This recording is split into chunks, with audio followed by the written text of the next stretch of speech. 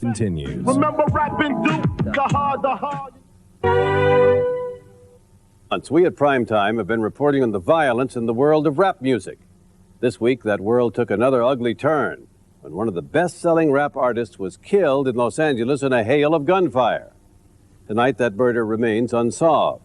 But as chief investigative correspondent Brian Ross reports, police suspect that a long, smoldering feud may be behind the latest murder.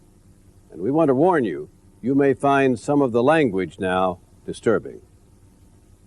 Yeah, this album is dedicated to all the teachers that told me I never amount to nothing. To all the people that lived above the buildings that I was hustling from that called the police on me when I was... His real name was Christopher Wallace, who in just a few years went from dealing crack on the street corners of Brooklyn to sipping champagne in a mansion in the suburbs as the rap recording artist known as Notorious B.I.G. or Biggie Smalls.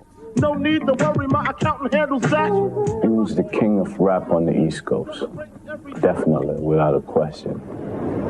Early this morning at Kennedy Airport, the body of Biggie Smalls was returned to New York from Los Angeles, where he had been shot and killed over the weekend in the latest round of violence that has plagued and sadly come to symbolize a style of music that has captivated millions of Americans, black and white.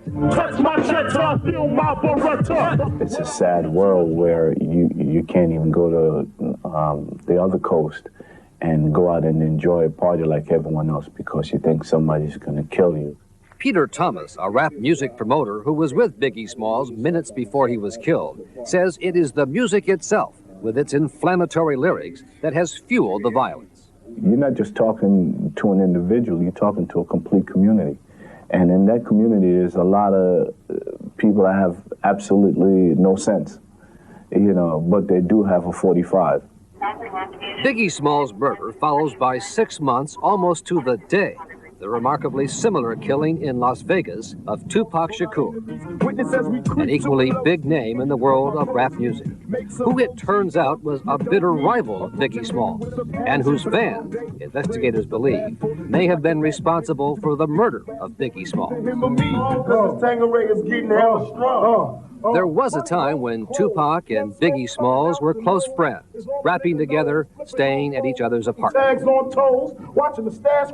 But with fame and money came jealousy, as Tupac first accused Biggie of stealing his lyrics, and then went out and stole Biggie's wife, or at least claimed to, in an incredibly obscene song. That's why your bitch, you fat mother.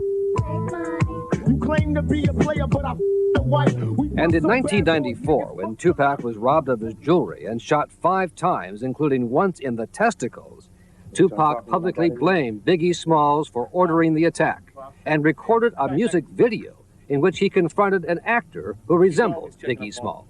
Please don't kill me. It was the beginning of what was portrayed and hyped as a blood feud between Tupac and his people on the West Coast and Biggie and his people on the East Coast.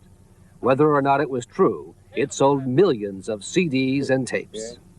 Biggie Smalls talked about it for a program to be broadcast this week on Black Entertainment Television. We two individual people, we waged a coastal beef. You know what I'm saying? One man against one man made a whole West Coast hate a whole East Coast and vice versa.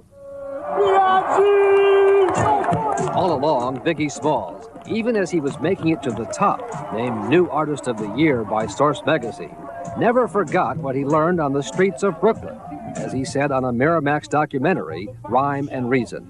Do I ever carry a gun? Yeah, no doubt. In fact, in the last 2 years, he had been arrested in both New York and New Jersey on weapons and assault charges, including one alleged attack on 2 autograph seekers with a baseball bat. We don't kill them, we murder them. It's a difference, you know what I'm saying? Killing is blah, blah, blah, blah, 12 o'clock in the afternoon. Murder is wake up dead.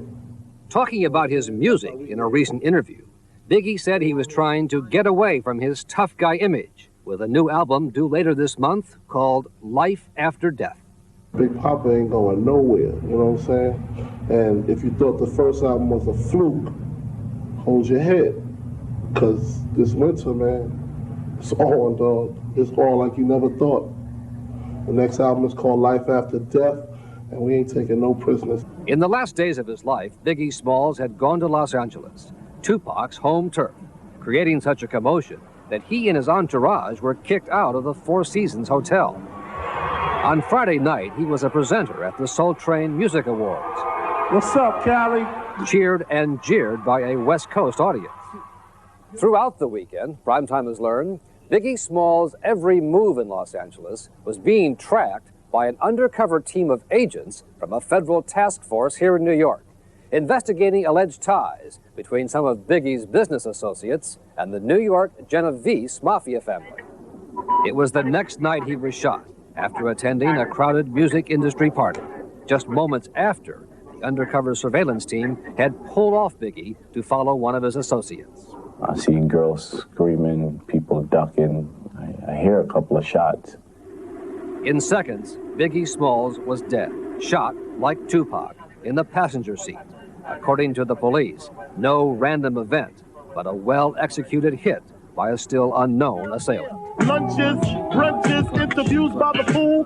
Biggie Smalls became rich and famous in a business that celebrates excess in violence. When I was dead broke, man, I couldn't picture this. 50-inch screen, money green leather sofa. Got 2 rides, a limousine with the chauffeur. He died at the age of 24. Damn right, I like the life I live. Cause I went from negative to positive, and it's all. And if you don't know, now you know. Investigators tell ABC News that unlike the murder of Tupac Shakur, there are eyewitnesses who are willing to talk, and police are preparing a composite sketch of a possible suspect.